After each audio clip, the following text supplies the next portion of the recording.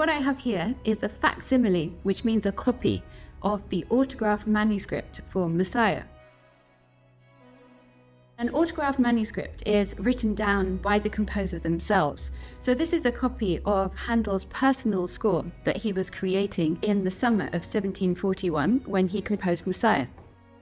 One of the things that I love about autograph manuscripts is they're really a working document, and so you get to see tiny snippets of the composer's thought process as they're writing.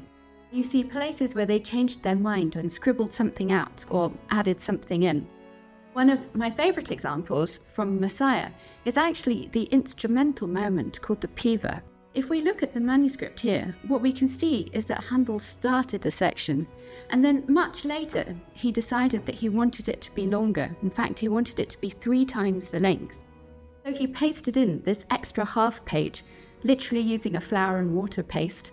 He's written a little instruction at the end here that's called da capo, which means play the part that he wrote first of all, then his extra little slip of paper, and then you play the first bit all over again.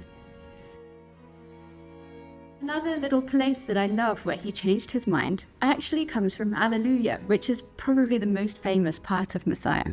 One of the things that I like about this is the phrase Alleluia. When we hear it all of the rest of the times in this movement, what we hear is 2 high notes in a row. We hear Alleluia, Alleluia. But the first time we hear it, it's got a low note at the beginning. Instead of a high one, it goes. And I always wondered whether this was a mistake. Why the very first time is it different? But if you look super closely, you can see that Handel wrote the high note first of all, and then he's crossed it out and replaced it with one much lower down.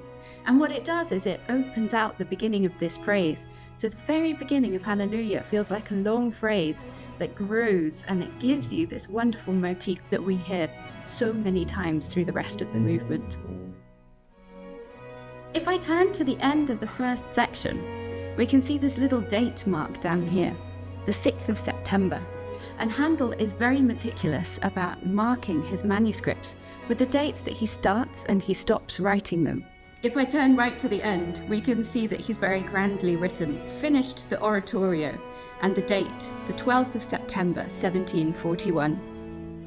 If you'd like to know more about Messiah and discover more things about its fascinating journey, you can come on the 18th and 19th of April to our special Handel with Care series, where we'll be taking some more things out of our collection and telling Messiah's story.